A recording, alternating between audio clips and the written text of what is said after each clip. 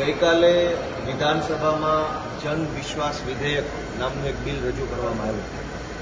હકીકતમાં જનતામાં વિશ્વાસ નહીં પણ અવિશ્વાસ વધે એવા પ્રકારનો કાયદો ગુજરાતની વિધાનસભામાં કાલે બનાવ્યો.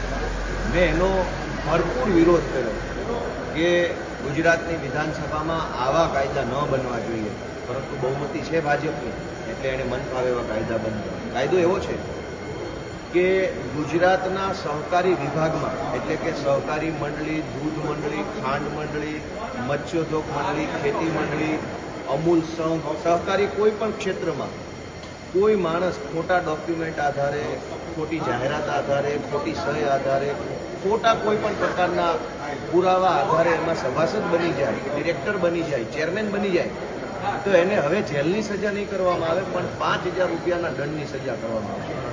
મેં એનો વિરોધ કર્યો કે કોઈ માણસ સરકારના પ્રતિનિધિને, સરકારી માણસની સામે ખોટા ડોક્યુમેન્ટ આપીને જો સભાસદ બને, ડિરેક્ટર બને, ચેરમેન બને તો એને જેલમાં પૂરી દેવાતી. એના બદલે ભાજપની સરકારે ગઈકાલે વિધાનસભામાં જન વિશ્વાસ, હકીકતમાં જન અવિશ્વાસ વિધેયક રજૂ કરી અને ખોટા ડોક્યુમેન્ટ આધારે સભાસદ બનવાનો કે ચેરમેન બનવાનો રસ્તો ખોલી આપ્યો. બીજી વાત કે ખોટા ડોક્યુમેન્ટ ખાલી સભાસદ બનવા માટે નથી વપરાતા. ખેડૂતના નામે લોન લઈ લેવામાં પણ ખોટા ડોક્યુમેન્ટ વપરાય. ખોટા ડોક્યુમેન્ટમાં માત્ર કાગળ નહીં, ખેડૂતની ખોટી સહી કરવી, ખેડૂતનું ખોટું ખાતું ખોલાવવું બેંકમાં, ખેડૂતનો ખોટાનો ઉપયોગ કરવો, આ બધું પણ ખોટી પ્રોસેસ છે.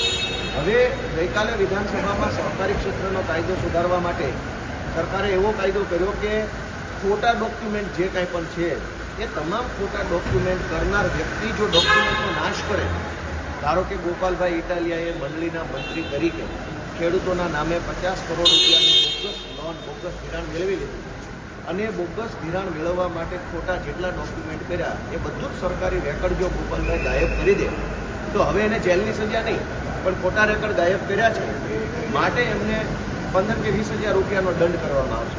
ગઈકાલે ગુજરાતની વિધાનસભામાં એક ભયંકર ખેડૂત વિરોધી, ગામડા વિરોધી, સહકાર ક્ષેત્ર વિરોધી કાયદો પસાર કરવામાં આવ્યો. મેં એનો વિરોધ કર્યો કે ખોટું કરનારાને દંડ ન હોવો જોઈએ પણ એને જેલની સજા હોવી જોઈએ. આ સિવાય જન અવિશ્વાસ વિધેયકની અંદર ગઈકાલે એવું પણ હતું કે જે માણસ ગેરકાયદેસરનું બાંધકામ કરે એને જેલમાં નહીં પૂરવાનો પણ એની પાસેથી 50,000નો દંડ લેવાનો. હવે ખોટું ગેરકાયદેસરનું બાંધકામ કરનારને જો 50,000નો દંડ લઈને છોડી મૂકવામાં આવે તો ગેરકાયદેસરનું બાંધકામ કરનારાની હિંમત વધે કે જનતાની હિંમત વધે? તો મેં કાલે વિધાનસભામાં આ વાતનો વિરોધ કર્યો કે આ જન અવિશ્વાસ, સરકારે તો એનું નામ આપ્યું છે જન વિશ્વાસ વિધેયક પણ હકીકતમાં જન અવિશ્વાસ વિધેયક છે કે ખોટું ગેરકાયદેસર બાંધકામ કરો તો 50,000 દંડ, ખોટા કાગળિયા સરકારી કચેરીમાં રજૂ કરો તો 5,000 દંડ, સરકારી કચેરીનું રેકર્ડ ગાયબ કરી દો તો 20,000 દંડ. આવા બધા કામ કરવાવાળાને તો જેલમાં પૂરવા જોઈએ. એના બદલે ભાજપની સરકારે ગઈકાલે ખેડૂત વિરોધી કાળો કાયદો પસાર કર્યો છે. મેં એનો પુરજોર વિરોધ કર્યો છે.